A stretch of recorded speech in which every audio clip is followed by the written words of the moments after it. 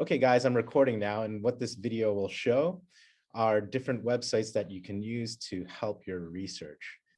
So here are some other search engines that you can use. The first one that I'd like to draw your attention to is RefSeek. So what RefSeek is similar to Google Scholar in that it limits its results to academic sources. So this is quite useful. So for instance, I'm quite interested in bilingual children. And so if I bring that up, already I can see here that, for instance, I'm familiar with JALT, and I know this is a good resource. JALT stands for the Japan Association of Language Teachers. Here's an academic article. Here's some other reliable resource, .gov. This is coming from the a US government organization. So I really like it because it really limits the results to higher quality sources. And you can even click on documents. So for instance, if I just want the PDFs of different research articles. So you use RefSeek. I think it's quite useful. There are some other sources here that I'd recommend. So for instance, Buku, I think that's how you say it.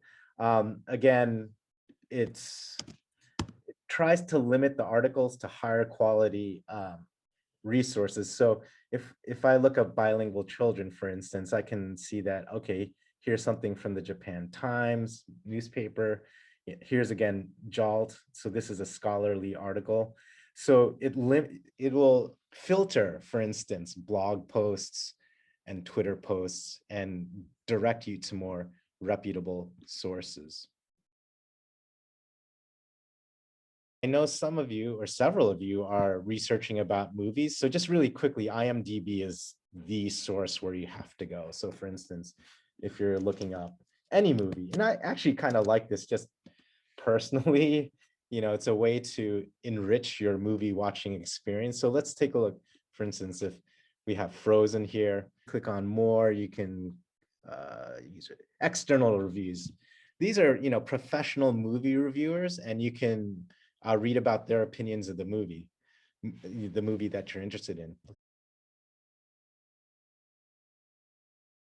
Now on to Google. How to use Google well.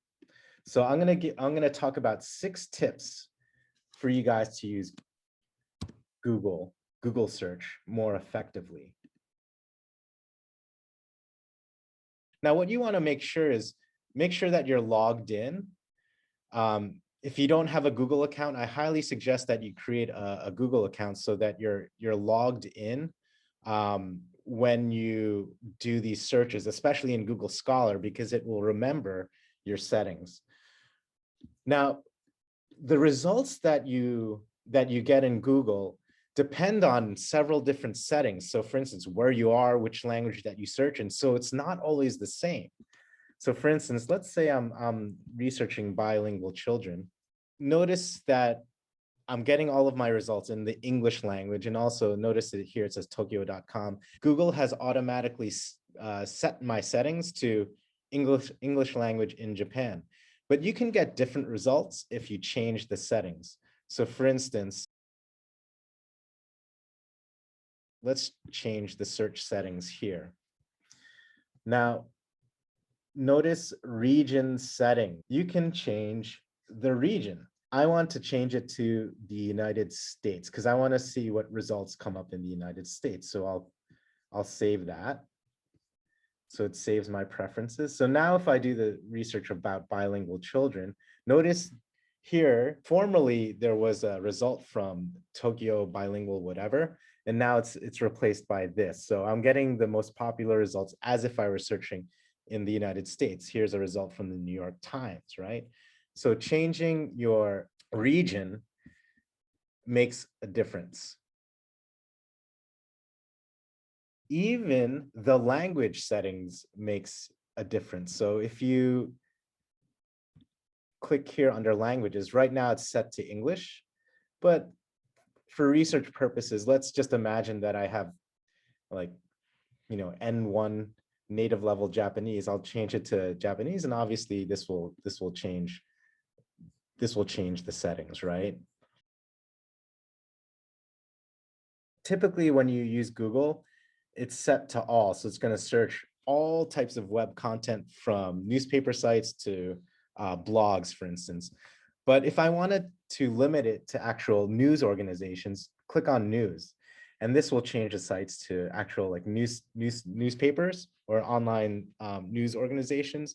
If you click on more, you can check if there are any books written about the topic.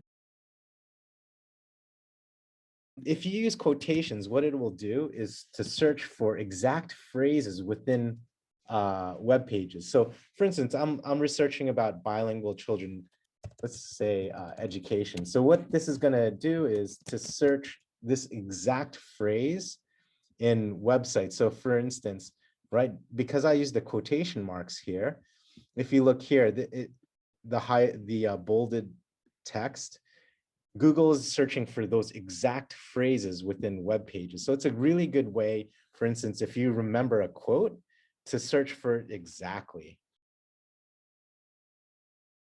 Another thing that I like to search for are like specific file types.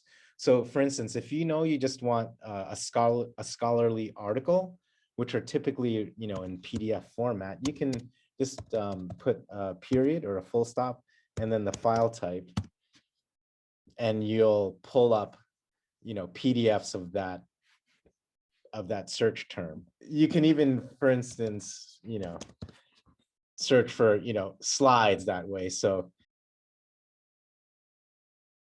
let me direct your attention to Google Scholar and 5 tips that I use all the time to improve my research efficiency. So let's take a look at Google Scholar.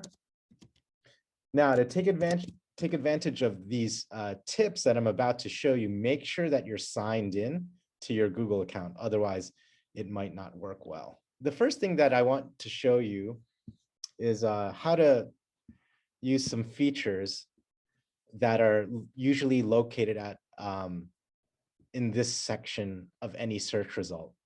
So again, if I'm interested in bilingual education, I type this in and I get 1 million results, over 1 million. That's a lot, right? If we go here, I think it is under, right. Okay, so it's under here, advanced search. So for instance, it'll help you limit terms. So if we, for instance, if we have, I'm just going to include some of these terms here. You know, for instance, Japanese English, I'd want that included in the results and with benefits. Okay, so let's see how much it limits the results here, right? So because I've used advanced search, from 1 million, now we have 4,300. So it's a bit easier, right? Using the advanced search. Okay, so now let's talk about this section here and how we can use this to make your searching more efficient. For instance, use the star if you find an article that you'd like to remember. So if you click on the star here, for instance, let's say I want to remember, you know, I look for these and I think they're useful. So what happens now is it basically creates a bookmark. And if you click on My Library, now they're here. You're going to love this. This is the cite button. So when you're ready to cite, when you're ready to create your reference page, this allows you to just copy and paste and put it in your reference page. And it's usually, these are all correct. So if MLA, APA, or Chicago, there you go. So you shouldn't have any issues with your, you know, formatting your citations into your paper. Although you will have to probably change the font to Times New Roman and, you know, make sure the size is correct and make sure the spacing is correct.